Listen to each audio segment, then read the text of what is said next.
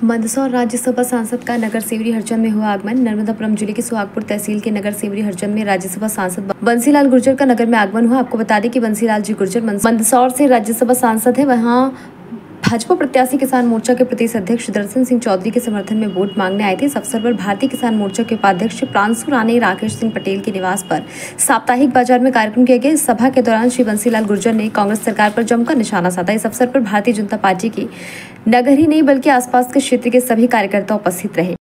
और नेता हमारे आदरणीय हंसराज जी, आदरणीय अंजनी पटेल जी और एक और हमारे बहुत बुजुर्ग नेता हमारे बीच में उपस्थित हैं, लालचंद जी मीणा जी। और इस सभा में हमारे सभी वरिष्ठ नेतागण और जिनका ओजस्वी भाषण अभी अपन ने सुना, युवा नेता भाई प्रियांशु राणे जी, उपस्थित सभी साथी मित्रों। वास्तव में 2024 का जो चुनाव है ये विश्व का सबसे महत्वपूर्ण चुनाव है और ये हमारे लिए ज्यादा महत्वपूर्ण है। और इसलिए ज्यादा महत्वपूर्ण है कि भारतीय जनता पार्टी पिछले 10 वर्षों से देश में सरकार चला रही है और देश की सरकार चलाते हुए हमारे माननीय प्रधानमंत्री नरेंद्र मोदी जी ने इस देश की 140 करोड़ जनता की सेवा जिस संकल्प के साथ की, वैसा नरेंद्र मोदी जी के पहले देश के किसी भी अन्य प्रधानमंत्री ने नहीं किया। बहुत बड़ी बड़ी चुनौतियां आई, लेकिन सारी चुनौतियों का सामना करते हुए भी नरेंद्र मोदी जी ने भारत को बहुत आगे बढ़ाने का काम किया है।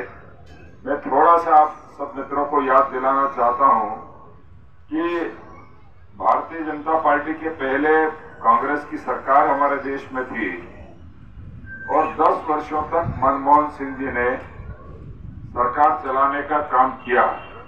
उसके पहले श्रीमती इंदिरा गांधी हमारे देश की प्रधानमंत्री थी और उसके पहले उनके पिताजी देश के प्रधानमंत्री थे। आज की नौजवान पीढ़ी के लिए तो बहुत खास बात नहीं है, लेकिन जो बुजुर्ग लोग हैं, पटेल साहब हमारे बीच में बैठे हैं और जो पुराने हमारे नेतागण बैठे हैं, उन सबको जानकारी में होगा कि हम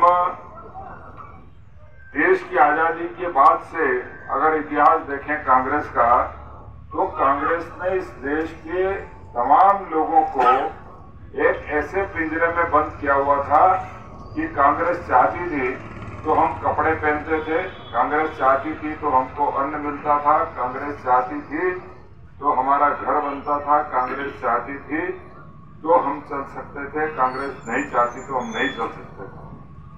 मैं कुछ उदाहरण आप सबके सामने पेश कर रहा हूं। आज से 30 साल 40 साल पहले अगर कपड़ा पहनना है हमको तो ये कपड़ा कंट्रोल में मिलता था। किसी को पता है कपड़ा कंट्रोल में मिलता था? लट्ठा मिलता था, सूती लट्ठा, और वो भी कंट्रोल में मिलता था। और वो कंट्रोल की दुकान किसकी होती थी? कांग्रेस के नेता की कंट्रोल की दुकान होती थी। अगर मेहमान घर में आ जाए और शक्कर की आवश्यकता पड़ जाए तो शक्कर लेने जाना पड़ता था कंट्रोल की दुकान पे, और वो कंट्रोल की दुकान किसकी होती थी? कांग्रेस के नेता की होती थी। अगर थोड़ा बहुत पैसा धेला इकट्ठा कर ले व्यक्ति और उसके मन में आ जाए कि अब 2 कमरे बना लें पक्के, तो सीमेंट बाजार में लेने जाते थे तो वो सीमेंट की दुकान भी कांग्रेस की थी और सीमेंट भी कंट्रोल में मिलती थी।